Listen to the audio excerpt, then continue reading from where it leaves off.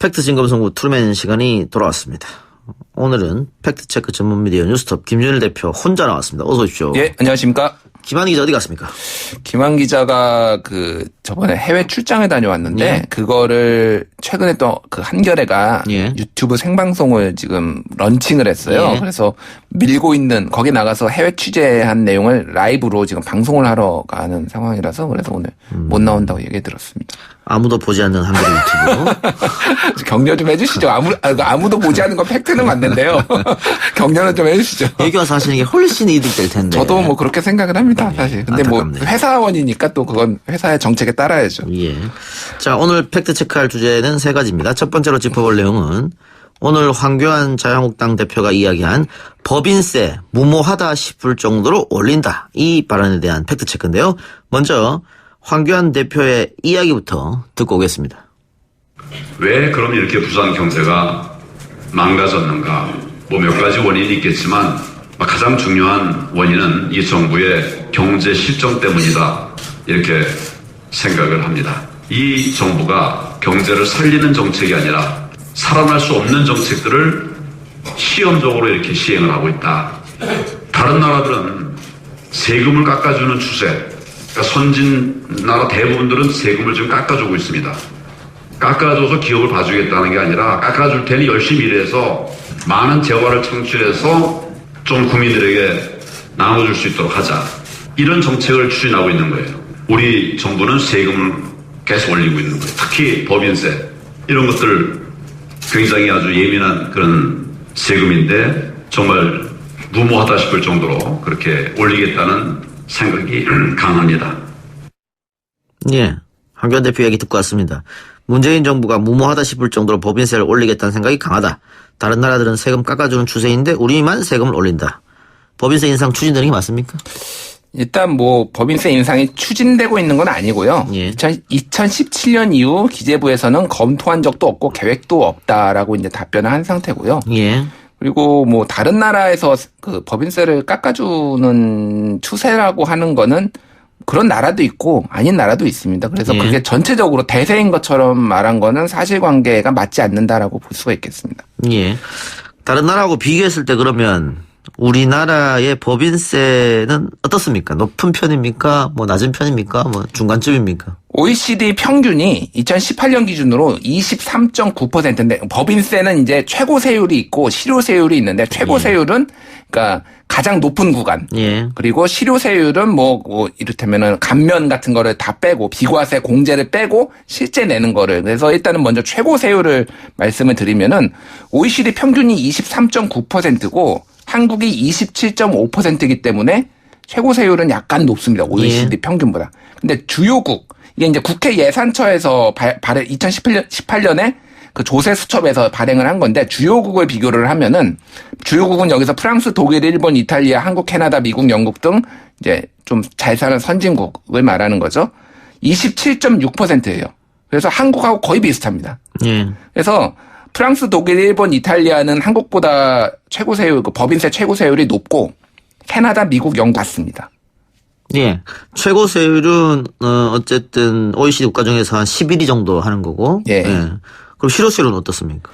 실효세율 같은 경우에는 사실 한국이 굉장히 좀 공제를 많이 해주는 편이에요. 예. 다양한 공제를 해주기 때문에 뭐 예를 들면은 뭐 이를테면 연구소를 세우면은 그런 것들 연구소를 다 빼준다든지 이런 것들이 많기 때문에 우리나라 일단 법인세 부과 체계부터 말씀을 드리면은 가장 높은 25% 세율을 적용받는 데는 3천억 원이 넘는 기업이에요. 과세 소득이.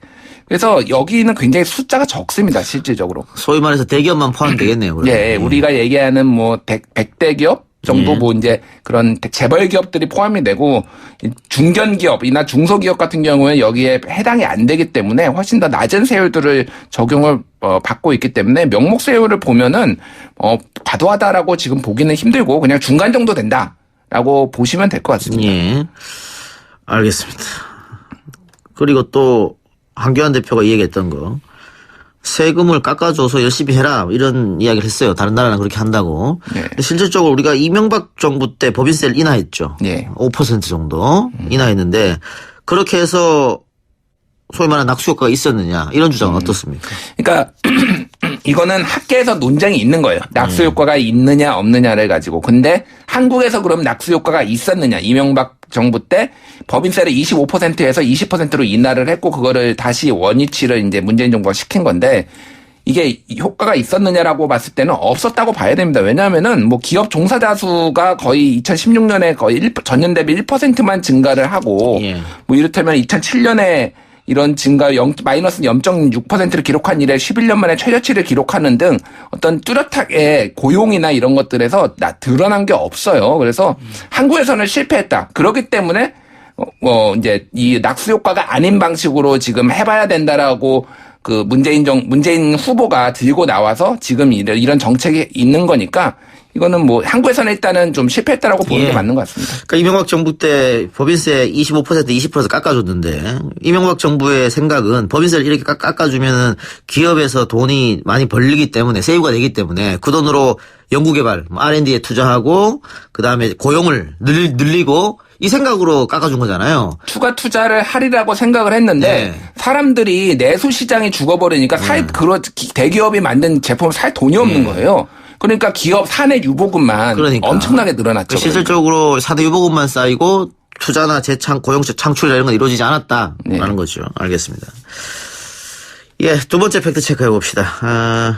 인천 서구에서 문제가 되고 있는 붉은 수돗물 관련 내용인데요. 이 붉은 수돗물이 아라뱃길을 따라서 한강으로 유입되고 있다. 이런 내용이 온라인 커뮤니티에 풀린다고 하는데 일단 이야기를 좀 해주시죠. 여기에 대해서. 예. 그 인천 지역에 이제 맘카페라는 곳에서 아라뱃길을 어떤 뭐 여성분이 보신 것 같아요. 그래가지고 그거를 이제 찍었는데 여기 빨간색이니까 이게 뭐 저기 지금 인천 서구의 그 붉은 수돗물하고 이거하고 같은 게 아니냐. 그래서 아라뱃길과 이게 지금 그 수돗물이 섞이고 있는 게 아니냐라는 식으로 이제 그런 의견을 올렸고 이게 순식간에 좀 많이 퍼져서 지금 그런 불안감들이 좀 조성되고 있다라고 보시면 되는데요. 실제로는 어떻습니까? 사실이 아니고요. 공통점이라고 하면은 두 개의 물이 붉다라는 거 하나밖에 없습니다. 일단 그 인천 적수 같은 경우에는 수도관 내 침전물이 이제 있으면서 그게 인해서 이제 오염이 된 거예요. 그래서 다른 물하고 섞이지가 않습니다, 지금. 그러니까 그 수도관이 있고 이게 마지막에 소비자가 먹는 거잖아요. 그래서 거의 최종 단계에 이게 도달을 한 거고 아라뱃길 같은 경우에는 이게 물이지만 강에 있잖아요. 그러면 아라뱃길에 있는 강물이 그러면은 사람 물에 수돗물로 쓰이느냐라고 했을 때는 수돗물로 안 쓰이는 물이거든요. 그거는 강하고 바다하고 만나서 그냥 뭐라고 해야 되나 그 뱃길로만 쓰이는 물이고 수돗물로 응용으로 쓰이는 물이 아니기 때문에 전혀 섞이지 않는 물이다. 그래서 아무 상관이 없다라고 보시면 되겠습니다. 그냥 아라뱃길에서는 그냥 적조 현상이 일어났다 이렇게 보면 되겠네요. 그렇죠. 자, 마지막으로 짚어볼 팩트 체크. 주택용 전기요금 누진제 관련 내용인데요. 개편안이 나왔습니까? 예, 어제 그 8차 누진제 TF회의가 열려서 그 세 가지 안을 가지고 이제 그 검토를 했는데 최종적으로 채택된 안은 1안입니다. 근데 누진 구간 확대안. 그래서 현행 누진제를 유지를 하면서 7월, 8월 여름철에만 그 구간을 확대를 적용하는 건데요. 그래서 전기 사용량 1단계 구간이 200kW를 넘으면은 이제 다음 2단계로 넘어가는데 이걸 300kW로 늘려놓은 거죠. 그리고 2단계, 3단계 구간도 각각 300일에서 450, 450 초과로 이제 확대가 돼서 실질적으로 시뮬레이션을 해보면은 각 가구당 한 10,000원 정도 이 전기요금이 여름철에 전기요금이 인하된다, 절감된다는 효과가 있고 이게 한 1,600만 가구가 혜택을 본다. 그러니까 1,600만 가구가 혜택을 볼 정도로 전기요금 인하 효과가 있는데 문제는 한전이 지금 어떤 원재료 상승이든 어쨌든 간에 적자투성이잖아요. 그렇죠. 그러면은 적자인데도 불구하고 전기료를 낮추는 효과를 개편안이 내놨다. 그럼 결국은 전기요금 인상해야 해서 메꿔야 되는 거 아니냐. 근데 선거 10개월 앞두고 전기요금 인상은 불가능할 테고 방법이 있습니까 그러면? 이제 뭐 이게 그러니까 전기요금이 경제적인 요인뿐만이 아니라 너무 고려할 게 많죠. 말씀하셨듯이 정치적인 이유가 굉장히 큽니다. 일단 선거 앞두고 요금 올리는 것도 힘들고 또 하나는 전기요금은 물가에 굉장히 큰 영향을 미쳐요. 다른 뭐 이런 소비재 물가 이런 거보다 굉장히 직접적인 영향을 미쳐서 물가를 좀 이렇게 흔들 위험도 있고 그래서 전기요금을 올리려고 하면은 지금 그 사람들이 가장 불만인 게 산업용 전기요금은 굉장히 싸고 그렇죠. 주택용만 비싸다. 예. 원가 이하로 지금 제공을 거의 하고 있거든요. 원가에 예. 가깝게. 그러면 산업용은 올려야 되는 거 아니냐라고 또 주택용은 그대로 두고 말을 하시는 분들도 있는데 그러면은 또 기업 입장에서는 아니 지금 기업 지능 정책을 써서 기업 살리기를 해야 되는데 지금 기업 죽이기 하는 거냐라고 또 불만을 또 내보이시는 것도 있는 거죠. 그래서 굉장히 난감하다라는 그런 상황이고요.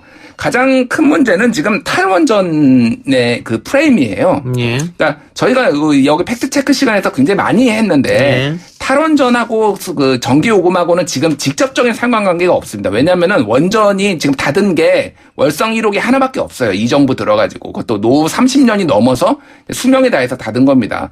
근데 문제는 지금 탈원전 때문에 전기요금이 올라간다. 한수전이 적자다라는 게 워낙 많은 언론 그 보수 언론들이 얘기를 하면서 이런 프레임이 있어서 만약에 지금 정부가 한전 적자를 보전하기 위해서 전기요금 올리겠다라고 하면은 이거 탈원전 때문에 지금 우리 전기요금 우리가 지금 서민들이 피해보게 생겼다라고 또 언론에서 공격을 할 거예요. 보수 언론에서. 그래서 이러지도 못하고 저러지도 못하는 상황이다라고 보시면 될 것 같습니다. 예.